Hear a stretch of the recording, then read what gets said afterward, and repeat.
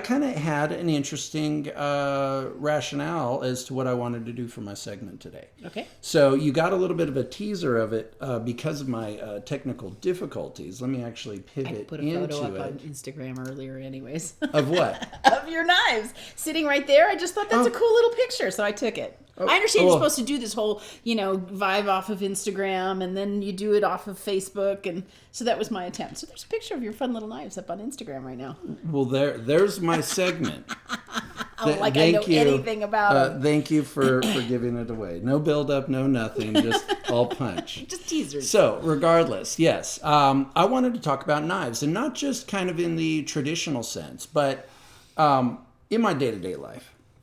I have to wear a lot of sport jackets, suit jackets, and the like. And, in general, I kind of think about, concealability, being discreet about carrying certain types of things on me.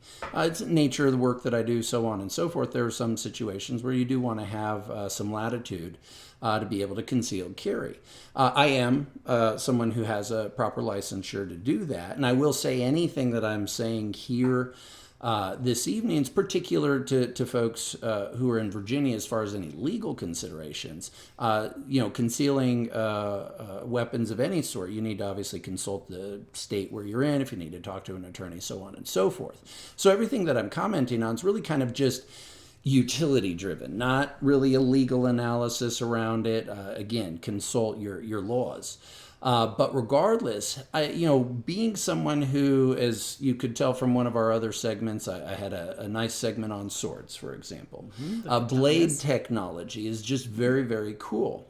One area where that extends is into pocket knives. And pocket knives are one of those things that you can talk about straight blades, you can talk about folding knives, you can talk about kind of specialty blades of all sorts, shapes, sizes, materials, handle materials, lightweight, things that are more robust and designed to be beat up on, how well things sharpen.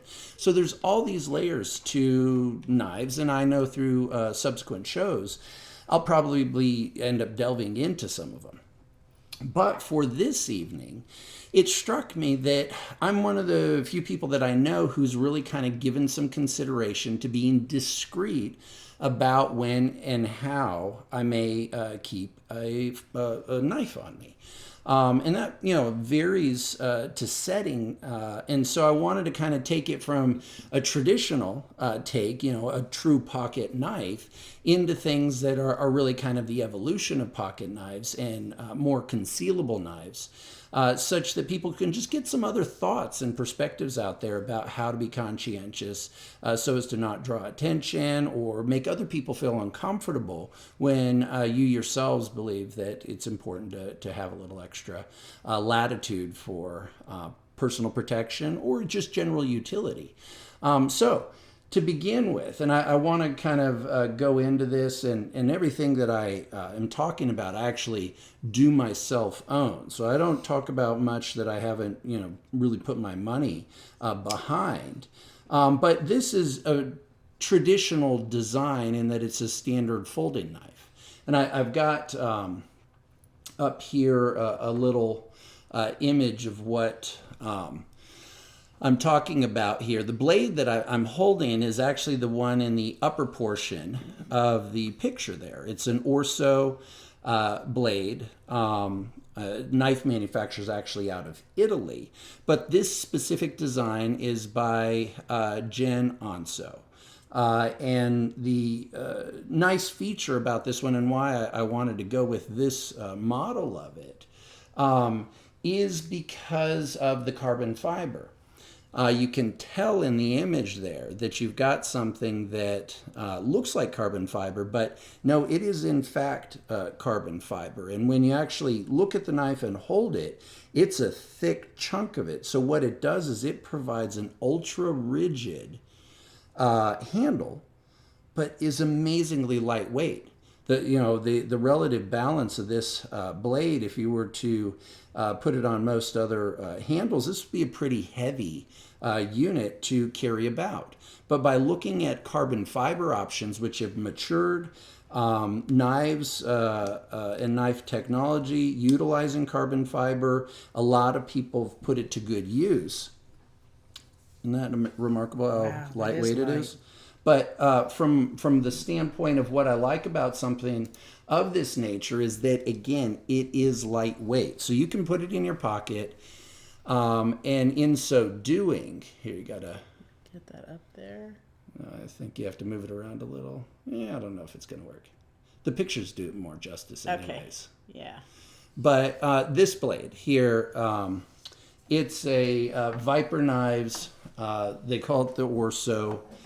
Blade length, 3.375 overall, just over 8 inches. That means, when you're talking about overall, you're talking about the blade when it's fully extended and opened. It's a very traditional straight blade with the drop point, which is just the design of the actual blade itself. But this is milled carbon fiber. So they've actually taken a CNC machine and then finished it to give it its shape. Machines that are designed to cut shapes in different rigid materials. You can use it with carbon fiber. You can use it with metals, steels, titaniums, aluminums, things of that nature. It's like a computer aided system for cutting designs. I see. So pretty cool stuff. Modern technology has allowed us to do a lot as far as interesting designs, but the part that clearly is most appealing for me is the fact that this is such a lightweight knife. So from a standard viewpoint, this is something that a lot of people are probably pretty familiar with the design. There isn't anything very special other than maybe the materials that this knife is made out of, but it's a pretty standard pocket knife. I will say you can see here where the actual clip is. I intentionally wanted to get something outside of your traditional, and I'll show this by way of example. A lot of your traditional pocket clips kind of bend up at the end. And the problem is if you're somebody that gets into a vehicle regularly, that pocket clip can often hook on your steering wheel and basically damage the material on your steering wheels or other components of your automobile when you're getting in and out of it all the time. So another nice benefit of this design, something that stood out, is that it flattened the edges so as to not have anything that would protrude that would likely catch and damage a steering wheel when you're getting in and out. I carry it in my right pocket, so it's just kind of one of those things that I try to give a little thought to everything that I do and think about a lot of the utility. But when you look at materials, go in with more modern carbon fibers, things like that, draws down the weight. So that's one consideration for concealability that I think is important. Another, and I did point this out, and I'll kind of move on with the slides here. This is a nice Benchmade. And you can see here, I put it in my pocket here in the picture. You can see that the accessory here, the actual clip that comes on it, the actual pocket clip, sits higher. So the actual top portion of the knife itself would stick out of your pockets. And, it becomes one of those things that makes it more noticeable. It makes it just more easy to catch on things. And I found that for these Benchmade blades, there was an aftermarket producer who had done, in essence, a deep pocket clip that was an aftermarket add-on. But what you can see in that picture is the fact that now it sits deeply into my pocket. So it does help somewhat with concealability overall. There's less for the knife to catch on if you're getting in and out of things or if you're moving around. So that was kind of one of considerations for me. Now, this blade is actually a wonderful blade. The Benchmade, both the Orso as well as this Benchmade, both use the M90 or 390 steel, which is just, it holds an edge very, very well. Now, this Benchmade's an assisted opening unit, and it's actually got kind of an interesting means. Whereas a lot of blades may have a clip here that you press to the side, and then you can collapse your blade.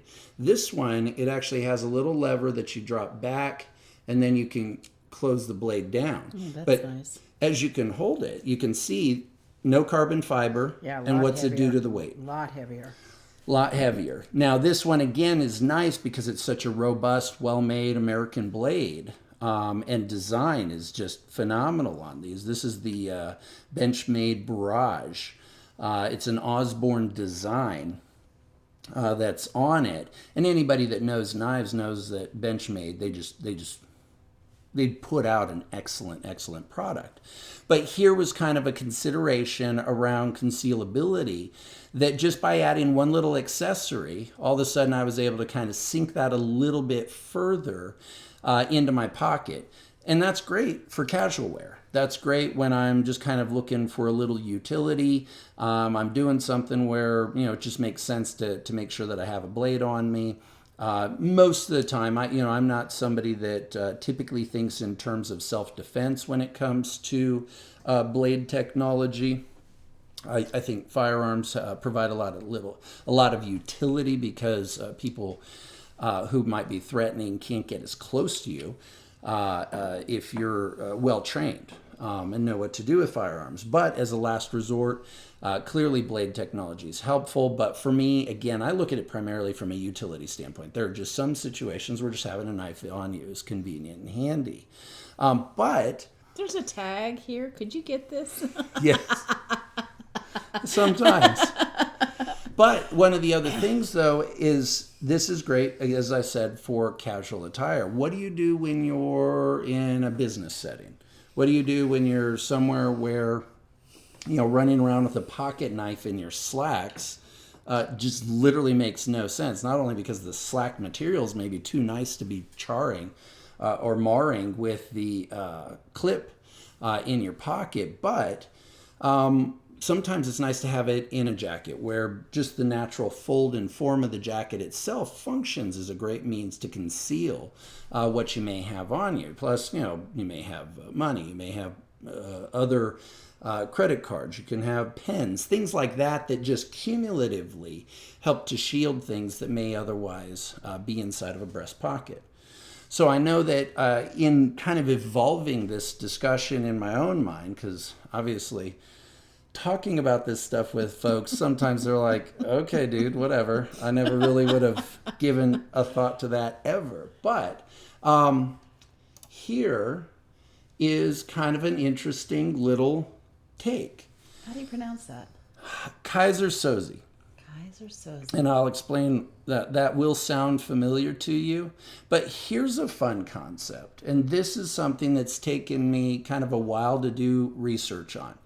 The picture there, the first one, where the knife is actually in the pocket completely and totally, kind of looks like a pen. Kind of does. You would have no idea about the shape. You wouldn't necessarily know, but for maybe reaching into a pocket and handling it, you wouldn't know what you're dealing with. But as you can see in the next picture, when you physically pull this thing out, you're talking about a pretty substantial blade.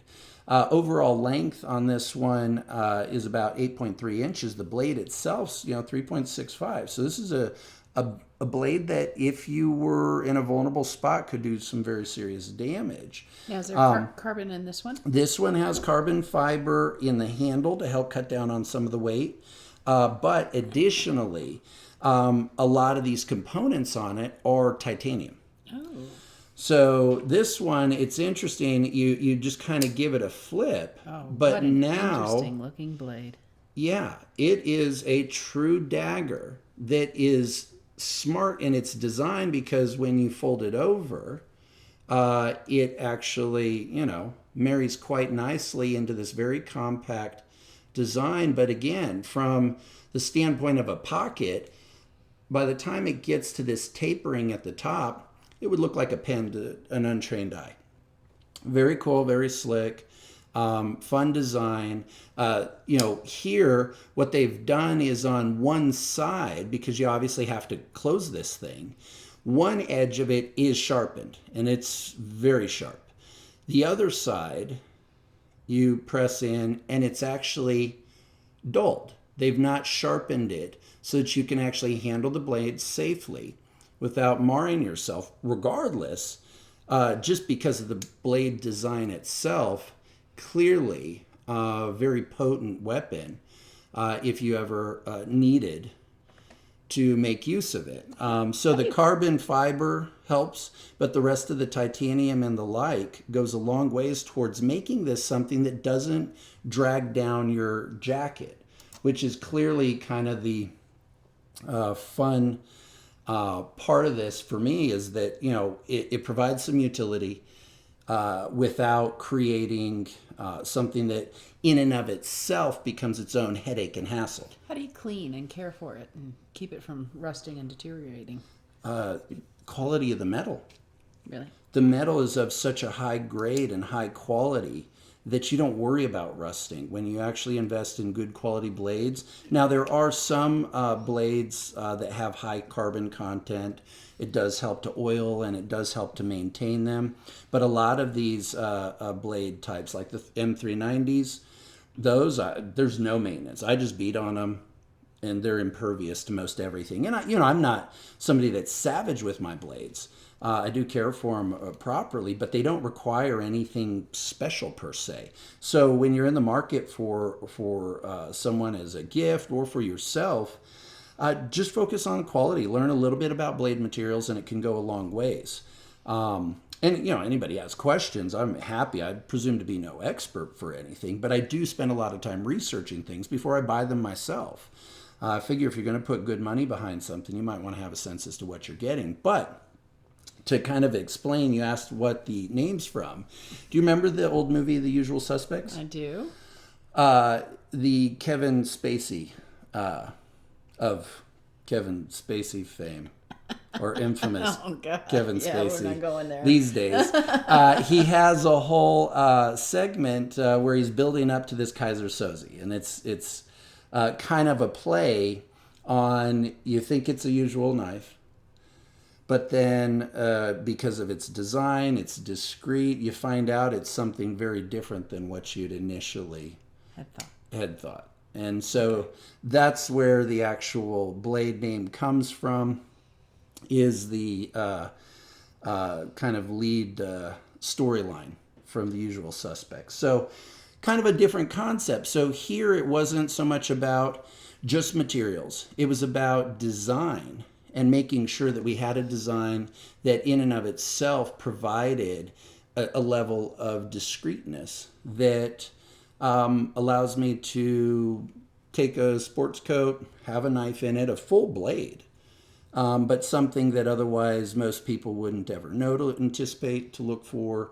and wouldn't necessarily draw anyone's attention. On one of your slides, you listed the designer of Yes. the knife. I didn't even think about obviously somebody has designed every one of these knives, but you had him by name. Yeah, all of these. This is when you start getting into higher end blades, design and designers, they literally laser etched into every one of these blades is the designer who actually took the time to, and the ingenuity associated with creating this. So there's a lot of pride that goes into these things. I'm sure.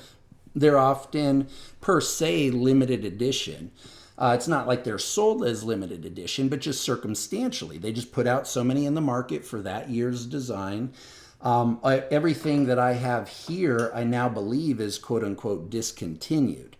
So if you're into the market of these things, sometimes that can mean something to you, getting a cool knife that they don't, have available any longer. I'm not into collecting for that purpose. Maybe my kids will benefit from foresight on my part. For me, I care about just utility and practicality because I do use these things a lot. So it kind of gives you a sense, kind of gives you an overview of some additional things to think about. Now, I will say this. There is another arena, and I've encountered this in scenarios where you're out and you have lanyards, things like that you're carrying around. They now make a lot of blades that are very discreet, very compact, that you can put behind a card. If you have an ID card, things like that. Carbon fiber. Every bit of this is carbon fiber. They're not so much a cutting blade. They're more for defensive purposes. But, it feels like paper. Feels like paper, but robust. Yeah, These are things that would puncture flesh readily. Very lightweight, as you can, Who's the maker very of this well one? see. This one, I can't quite read that. Bastion. Yeah, this is a Bastion, and I forget who this one was. Huh. I think it was just somebody that just did a limited run. But this is a Bastion. They're actually known for putting these out. But these are cool because they are effective, lightweight, discreet. I will say this, though. Be conscientious, because things like this, if you forget that they're on you, they go through metal detectors. These are not metal. So you do have to make sure that you don't have a lackadaisical moment and forget and get yourself in trouble because you've gone through a machine that would otherwise try to pick up for metal of this nature. But if you have one of these on you, you always have to be conscientious about where you're at, what you're doing, so as to not get yourself in any undue legal jeopardy, as they say. Sure. But regardless, lightweight, very nice, convenient, discreet. Another thing to think about, if knives are not your thing, but you still want to have some flexibility, tactical pens. And I can maybe think about doing a video on tactical pens. Yeah. You own some? I got one for Christmas one year. Yeah, and tactical pens, they may have a kind of a fancy name, but what they are is just a pen, a standard writing utensil. I actually use them every day in court myself because they actually are great, writing instruments. Yeah. But because of the materials that often these are made of, I have some that are made out of pure titanium. They will never break. And if you're in a situation where you needed to have some form of minimum defense for yourself, you could still utilize that as a way to kind of calm somebody down if need be, or distract them so that you can exit without compromising. I would be here, take this and do something. Without compromising rules of situations and environments that may control the appropriateness of you having certain forms of protection on you. So just some things to think about. I think it'd be interesting, at least from my standpoint, if other folks have any ideas of things that I haven't kind of covered. And just really, this is just a way to think about kind of self-defense, discrete forms of protection that allow you to have an extra bit of peace of mind in, really diverse settings. Let me know. I'm always kind of intrigued and interested. There's so much cool technology out now. So many people have gotten into the marketplace that just the creativity abounds. And there's so much coming out all the time. I make a pretty good effort at keeping up. But even, any one person, unless this is your business per se, you're never going to appreciate everything that's going on out there. So I'm very interested in hearing any input that anyone has, posting any pictures of anything that you may have come across yourself, because I do buy this stuff. For me, personally, it's not just cool from a technological standpoint, but from a utility standpoint. It's important to make sure, obviously, as I've said in all things, get some training, know how to handle things safely and securely, know what the law is in your area. And know what the law is. I agree. Yep. I agree. Very good. That's one thing we do always agree on. Oh, yes. If you get in trouble, we know a couple lawyers who can help you.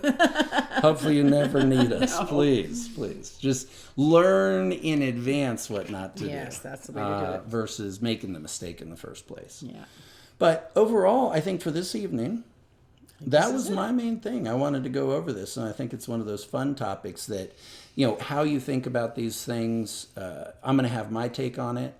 But everybody has their own little spin. So I think that's part of the fun of this, is getting a different mix of perspectives. Very good.